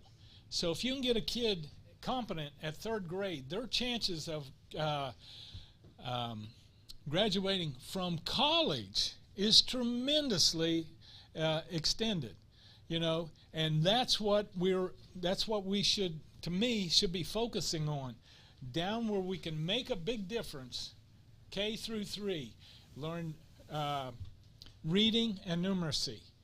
And if they were competent there, then as they go into the 6th grade, they can learn. And my bill about were they at third grade, if they weren't competent, they would be held back. Not from a test, but the teacher would be able to say this child needs more help. But we also put in the bill that if the parent decided, I want my child to move ahead, I feel that it would be bad for them to be held back. It'd be, you know, socially bad for them. They can still move ahead, but the school would still have to force, you know, send where they would still work with them clear through the 4th grade, trying to get their reading skills up. And I feel that this is one of the biggest things that West Virginia needs to do. And I know we talk about we want jobs and we want all this. Our workforce right now, our unemployment rate's 3.5%. We don't have many people to put out there. We've got to start teaching our kids what is the biggest thing that can go against our drug abuse? Education. So we got to get our kids started there. And the reason why I'm hammering on this so much is because I've been down there so many years trying to get these things through, and I've decided the only way I'm going to do it, every time I get a chance to speak, I'm going to be hammering this. We've got to do it. We've got to do it. And if I do it enough, it'll get down to Charleston, and maybe we'll get it through. I don't care who takes credit for it. If the governor wants to make a bill that this is how we're going to do it, I'll just, hey, boy, that's what I want to see. I don't care, but I'm hoping we'll do that. Now then, I'm also chairman of Homeland Security. Now, with that, there's a couple of things that we have done over the years. I don't know if you know what the Fusion Center is, but the Fusion Center, the law enforcement uses that quite a bit, and they can track open source things on the internet and stuff, and it helps them in tracking child molester or child not molesters, but you know, trafficking, also drug trafficking and that kind of stuff. But it's to a point where, you know, it could be very touchy as to whether they go over the wire as far as infringing on our rights. So with that, when we passed the law that we put that in code, we have oversight. The legislative has an oversight committee that goes and they can see what all that the Fusion Center is doing, making sure that they're not they don't have someone politically involved say, I want you to check this person out so we can get some dirt on them. You know, that way our oversight committee can go in, we can see everybody they've checked on and keep it under control. It's a good thing, could be a bad thing, but with the oversight committee we feel that we can keep a check on it. These are some of the things that, you know, we work on as a body, making sure that our we're protecting the people of West Virginia. That's what our job is. The other thing that we're working on is grid vulnerability and hardening our grid. And there's not a whole lot that the state can do, but there is some things. We're working on that. I don't know if you know what hardening the grid means, but it's where our electric grid, if you knew how fragile it was, and just small things can make that a big change. So we got kind of concerned about it. So we went with the Office of Emergency Management, and they're going to do a tabletop for long-term power outage to see what needs to be done over the state to protect the state. And it takes, they said it'll take about a year to put this into production, but it'll take in the hospitals, it'll take in our OEM office, it'll take in our health, what are you? Huh? The health department, there we go. And you know, this is what my committee is involved in, and this is what I, you know, wanted to share with you what the things that we're looking at. As far as being involved in everything, you heard how many bills there is that goes through. There is absolutely no way poor old Buck can read all those bills. So then you depend on people like Dave and like Randy and of course Terri. Terry's my, how about this, and Terri, what do you think? And she's like, whenever it comes to anything about county taxes and stuff, whatever she says, I figure she knows a little bit more about that than me. But then whenever there's other things that, I don't know why, but she thinks I might know a little more about than her, you know, and that's how you work down there. And it's so nice to have people that you can trust like Dave and Randy and Terri. We work pretty good as a team. Now then, the one thing I wanted to bring up, and this is where we kind of differ, is forced pooling. I'm absolutely opposed to it. That's because, to me, if it's mine, I say no. That should be the end of it. That's how I feel about it. And I don't care if you can tell me that all this is better for this or that. It's only better for the big companies. And I feel that we should be able to say no. And these companies, let me tell you, they'll figure out another way. They're not going to let it go. But when we take that right away from individuals, what that did was the ability to negotiate is just wiped away. Because they know, well, we'll get these guys over here and we'll force you into it. And whenever they come out to initially negotiate, they're going to come out and say, hey, we're going to get these guys over here, so you better sign, or we're going to force you into it. And I just, but what was my biggest downfall, whenever the farm brewer said they were for it, I was, what? But I still was against it. So that's the only difference we've got here. I just didn't feel. Now, is there any questions about anything? I didn't think so. Nobody questioned anybody else, so that was good. Oh, no. I didn't question you. Come on. I was waiting you finish, but it's for all four of you, actually. Let me get over here, Don. All right. First, I want to make a comment. Dave, thank you. Thank you, Terri, both. Dave, especially, I want to call out because he has helped introduce some different bills in the Senate that got through the Senate, didn't make it through the House, unfortunately, but that would have helped streamline some of the aspects of county government. And I really appreciate that a lot, Dave. Really do. I mean, I know you worked on it and Buck worked on trying to get it through the House, but it just, for whatever, it is what it is. But my question is, what bill, when they call you guys back into intern, what bills do you see possibly being reintroduced to try to get passed and things like that? That's my question, but it's for all four of you, so. The one was told to me that they were going to try to reintroduce that third grade where they could suspend, you know, hold you back in the third grade. They said they were going to try to reintroduce that because when it went over to the Senate, they said it had a fiscal note. It doesn't have a fiscal note. It's already funded through the budget. And so they just made a mistake over there. That's what I was told. Whether that'll happen or not, I don't know. Don, are you meaning just the 24 bills that was left on the table back in the spatial session, or are you talking about for next year? Well, no, I'm talking about for this year, things that possibly, that you got, that didn't quite make it to the finish line. Just for the 24 bills on. Yeah, or and if there might be something else out there that we're not aware of that might go through, I don't know. But I am know that. hoping that the foster care bill did not make it that night, and also the CRT bill that was just 6 minutes after midnight, that they pull both of those back in. I think it was 6 seconds. Yeah, 6 seconds. Yeah. I was told by the Senate President Monday after session, before I left down there, that they was planning on calling a special session probably during the April interims, and the bills, the 24 bills that had done went through the whole process, but just ran out of time. They And just need to concur. yeah, just concur on them. You know, the hard part's done. Instead of going back next year and starting at ground zero with those bills and going through the whole process, slowing everything down, that they was going to put them back on the spatial call list was the plan. Of course, this is government, so plans change.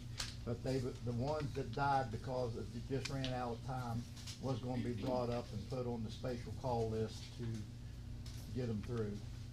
So. I have a list of the 24 if you want to. Okay. If you want to know what they are, I can hand that off to you, or you can take a photo of it or whatever. But I do have that list of 24 with me. I'm probably familiar with some of them, but. Any other So many questions? bills, like you guys said, there's so many bills to try to keep track of. It's like, Yes. Good morning. So I do have just a couple comments. First of all, to Terri and Dave, thank you for your years of service. I don't think any of us could truly thank you enough for the extreme beating that you take every day in and day out with the jobs that we sign up for as public servants. You don't really think about what you're jumping into till you've already dove in too far, right? So thank you very much from the bottom of my heart as a representative here in Preston County, that you are appreciated. Next, this is for everybody. At the state of the state, the governor announced $10 million in EMS funding, and we're still unable to find out what is going on with that money. And this is something that is vastly becoming a huge, important issue that needs addressed in our county with our current EMS situations. And we just want to be at the forefront to be able to grab a hold of any dollars that we can, have to assist us with the things that are coming down the pike very quickly. Randy? I can know a little bit about it, probably just enough to get me in trouble. But I met with Brian Abraham, the governor's chief of staff, about this because I was being contacted by Florida departments and EMS systems about when they could apply for this money. And I was told by him that it's going to be, the money is transferred to the, what's the new, it's under Homeland Security now, right? They took it out of DHHR and put it under Homeland Security. And that money is going to be more targeted towards training and equipment and stuff like that. It's not going to the counties, like the county's not going to be able to say, get, say, 200,000 of it, whatever to use. It's going to all be funneled through the EMS system down there, the Homeland Security. And I talked to Dave he asked me about it this morning on the way over here. And I told him I would check this week to find out when it's going to be available. But, it's not near as easy and fast as the governor made it sound in his press conference. Sure. And, because that's been, a couple months now. And I had to go to his chief of staff to even find out what, the plans was. But that's the plan. So I'm going to check on that this week, and I'll get back to you guys on that, what I find out. I'm going to talk to Brian and ask him when the funds is going to be available and how you have to apply for them. But the money's there, but it's not going to be given directly to the counties. It's going to be distributed by needs, and it's mostly for the help out with training and equipment, stuff like that. Well, and that's something that the county commission commission has certainly, we weren't anticipating the money coming directly to us. We just needed to know really the rules to the game, because there are needs for equipment for our EMS, and they expend their funds that they do have on, you know, outdated equipment or updating or buying new, and it's just, you know, we've got to be able to fill the gap with our EMS systems, and so we need to be able to just get the information so we can assist them in getting the funding that they do need. You know, one thing that's concerning to me looking at the EMS system here in our county is that they're operating and they're caring for the constituents in the county, but when you look at where they continue to fall short, that just becomes a black hole, and it's something that you can't dig yourself out of. So, you know, we really have to hone in on what's causing that, and you know, there's just got to be some other assistance out there. You know, Preston County's tax base cannot cover EMS as we currently are for Preston County, and so we've got to figure that out, because it's a real problem, and I know it's not a burden for just Preston County, it's across the state, and we're going to have to, you know, spearhead this and get moving on it. I believe we did change where PEIA will pay 110% of Medicare. You know, before, how it was, Medicare was here and PEIA was like 50% of Medicare. The cost is up here, but this is Medicare. Now I think it's 110. They've moved it up to 110% for EMS. I think. Yeah, I don't know if it got clear through. I know it went through, but I don't know if it passed yet. But I'm sure, you know, it'll help if it gets there, because a lot of our client, you know, a lot of the people they take in is PEIA. And you're right, it's just not Preston County. Dave and I have 8 counties, and I'd say other than Mon County, it's a huge issue, and because we have rural counties, and it's you know, they're passing bonds and levies, and it's just it's a mess. Any other? Well, the thing is, though, even if you pass, like take Tucker County, even if you pass a levy, they don't have enough privately held land to support it anyway, because most of it's federal or state land. So there's nothing there to tax. See, we I mean, tried to I get the that same through. thing about the federal prison up here in Camp Dawson. We get no tax base from that, so it doesn't help. That's why they passed they didn't pass a levy. Tucker County was a fee. And you're right, only 19% of the land in Tucker County is all taxable land. Government owns over 50% or 49% of the land in Tucker County. There's only, what, 6,659 citizens in Tucker County. Yeah, it's tough. I had the amusement tax bill. They was calling me a tax and spin Democrat. The Democrats were making fun of me this year because I had a bill that would allow counties, the municipalities can already implement a amusement tax, but the counties aren't included in that. So I just tried to broaden it for the county, because you guys have a music festival. It would be perfect for something like that to help you with law enforcement. It would help a lot of these counties, but the fact that I amended it into a bill going over to the House. Well, if you would look at it in some ways, counties that amusement tax bill would not just help rural counties, it helped the bigger counties. Mon County, Harrison County, and even Marion County have all kind of festivals and stuff.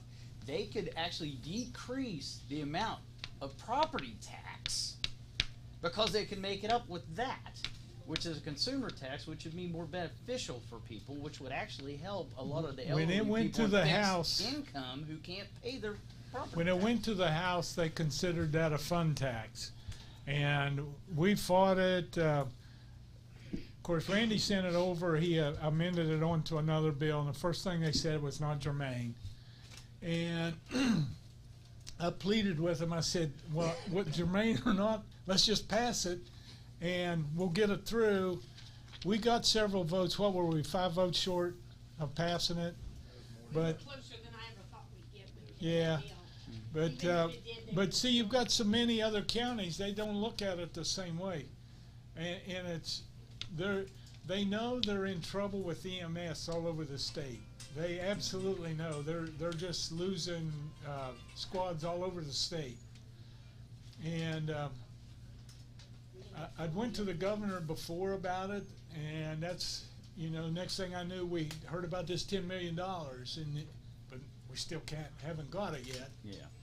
And so every year we work on it and try to get up something. Some of the counties, what they say, the reason they won't vote for the amusement tax is because they got an EMS fund. But there again, that bill, they don't understand the bill then. The bill left it to the counties.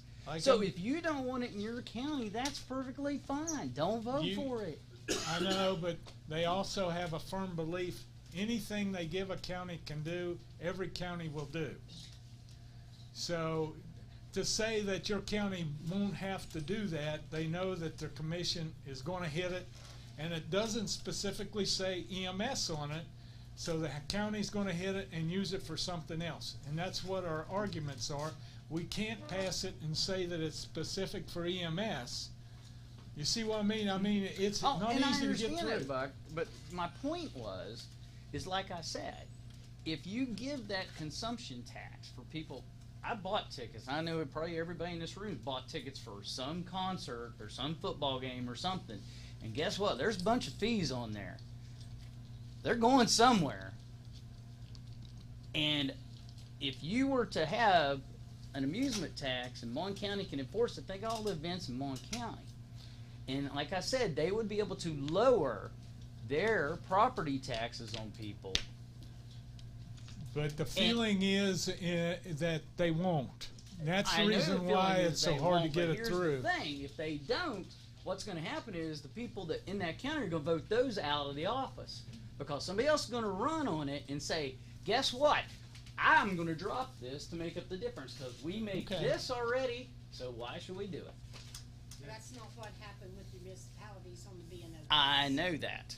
And that's exactly but that was a loophole that needed closed, is the problem. And nobody got unelected because of it, and it's come back to bite them every time, and that's exactly what happened.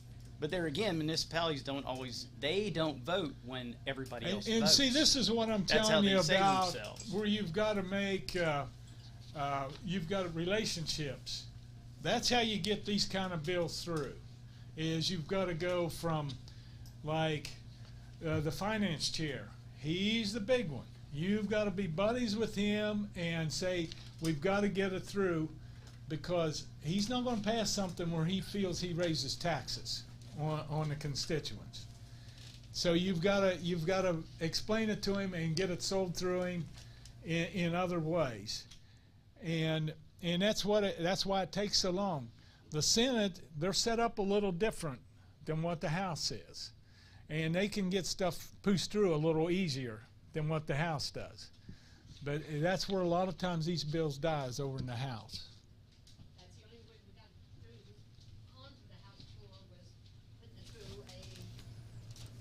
a... See, I'd started the same bill in the House, and it didn't get through the first committee, did it? This is 4 years I've introduced this, the amusement tax bill. And, I even checked when I put the amendment in, I explained it as an amusement severance tax bill. And see, last year we introduced the same bill on both sides. I went to the finance chair, and he said, if you can talk TAR in on the other side, over in the Senate side, he said, I'll run it through for you.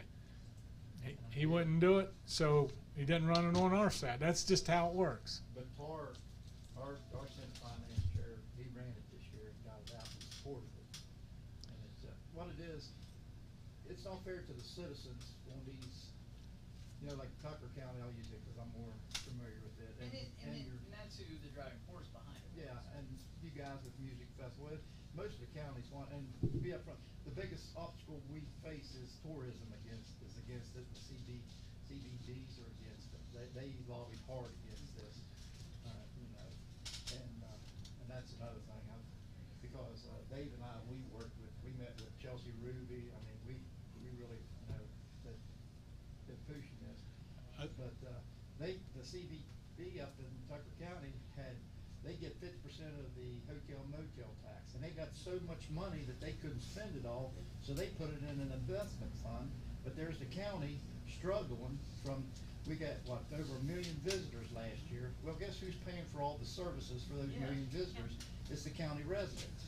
And this here would be fair because they're gonna help pay for the problems. You know, most of the EMS calls in Tucker County is tourism related, either the ski slopes, the sled runs, tubing runs, car wrecks. People don't know how to drive on the snow road, you know, from DC, Baltimore. And it's just put, you know, that's just Tucker County. And you guys have got the same thing. And about every county has their own, you know, spatial event where it costs them, the county commissioners, a lot of money to provide EMS service and police, you know, protection for that. And it puts a hole in your budget. And this here would be a way for the people creating the problem to help solve the problem. So to me, it's a no-brainer. You know. But at the last minute, we got people from Tucker County calling, telling other delegates that Tucker County didn't want it. But then we're the CBP. Yeah, we had several emails from Tucker County that didn't want it because they had a little establishment and they didn't want to have to. So it's hard when, you know, you get Tucker County people emailing the other delegates saying Tucker County don't want this.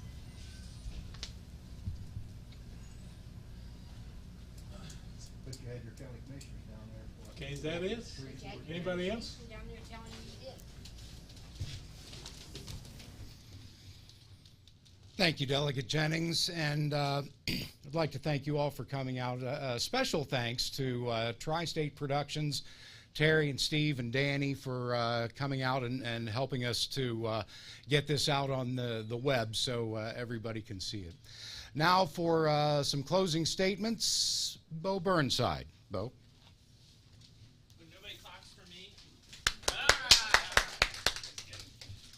So just want to thank you guys for coming out. I'll keep this brief. I just want to touch on a couple things that interest me. Is I really appreciate your guys' focus on the children down there. Sounds like there's a lot going on. Really was interested in that K through 3 as the husband of a teacher. She's just overwhelmed with as many kids as she has as a first grade teacher.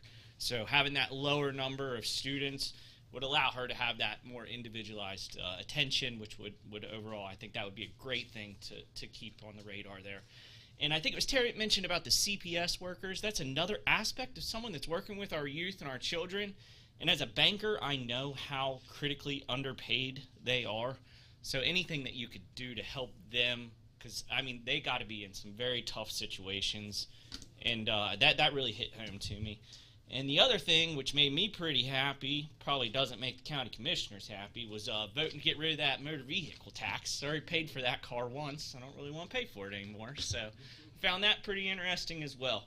And in conclusion, the next event that we're going to have regarding political is the 2022 primary election candidate forum. This is going to be Thursday, April 7th. It's at 6 o'clock, and we'll be at the Kingwood Community Building. So that wraps it up. Thank you guys all for coming.